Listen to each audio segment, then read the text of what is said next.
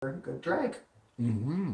And I think hopefully that'll start inspiring people to start doing some character work because you don't see what we used to do, right? With celebrity impersonations, you and me are probably one of the only two doing most of it still, anyways, right? So I think it would be great to see, something different than just trying to look like a woman. Mm-hmm. Because, Now, you, Athena, as a young person, and the internet is a very influential and powerful source for you to connect to different audiences around the world. And you being a young performer, what do you think is going to happen now that RuPaul has brought a new look or just a difference to the industry? Yeah, I would say the industry is definitely, well, it's become an industry, I think, more because of Ru.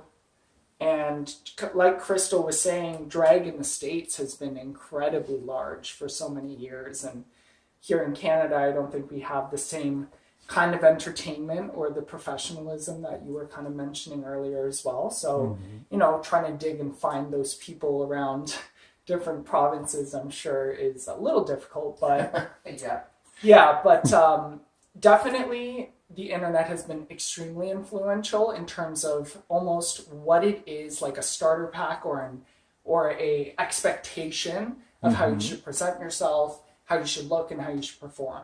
But that's all television, right? So you need to find that for yourself because those people have done that already. So it's not all just high kicks and spins and there's characterization and there's, proper lip sync and there's proper training and dancing. And if you're going to do stunts, there's training for that too. You don't just have to learn that from, Alyssa Edwards doing it at the finale of RuPaul's Drag Race because it looked cool. So I think, testing yourself and all those elements, if you really want to learn them, that's pretty much all the work that goes into it. So.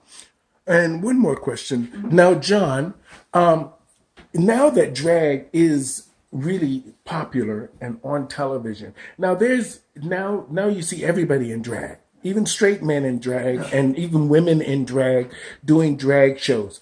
What do you think do you think the market is going to be oversaturated with drag queens that really aren't doing anything for mainstream society as far as, let's say, becoming a real author in life, a real actor with an Oscar, or people that are really doing things, the movers and shakers in the world?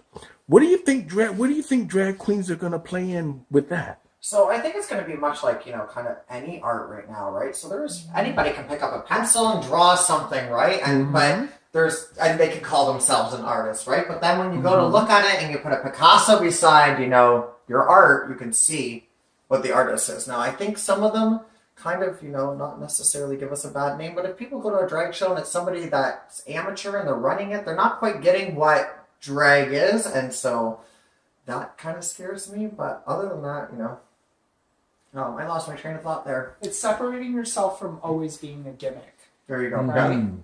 So.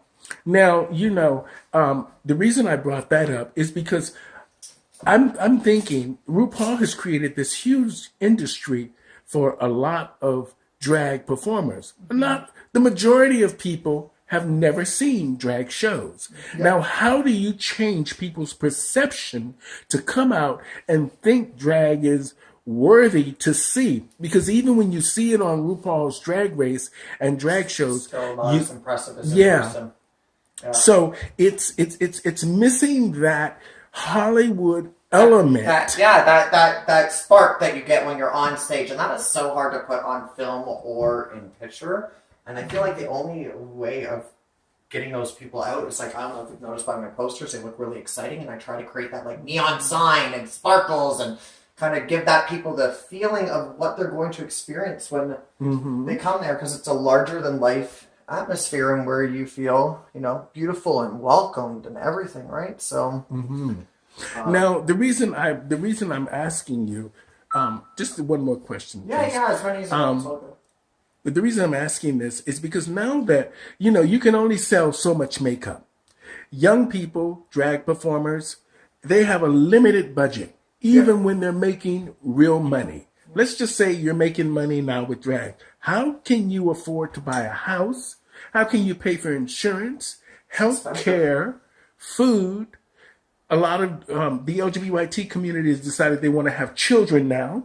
And these are things I'm thinking are going to be very difficult. And for you to find a niche that you do that is going to fill a stadium, because eventually the day will come to where RuPaul show will be canceled. Oh yeah, absolutely. Somebody's got to take over it. So what do these 5,000 drag queens that you have had on this popular reality show do after the show is done? Well, there's going to have to create another version of the show, right?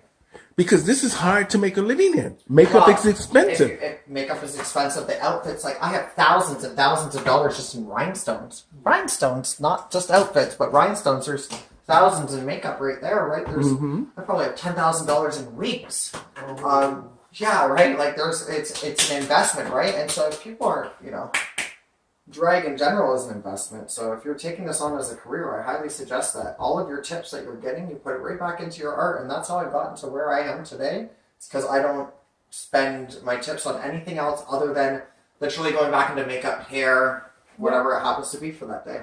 But at some point, for the both of you, at some point, Athena and Crystal, at some point you have to start really thinking about, is this really worth it? Is this really worth all of this? Is RuPaul Drag Race even really, really relevant to make your lives in the long run different and better?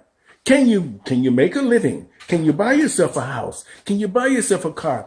Can you afford in the next 5 years to just be able to live comfortably and go out into society and be accepted, and knowing that you can call any club, you can call places, and they will say, okay, we will book you? Yeah.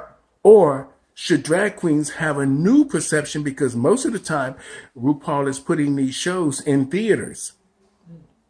So they're the ones really controlling your talent and controlling this machine. Yeah. So when you're on your own in your little small town from where you're from, what are you going to do when your phone is not ringing?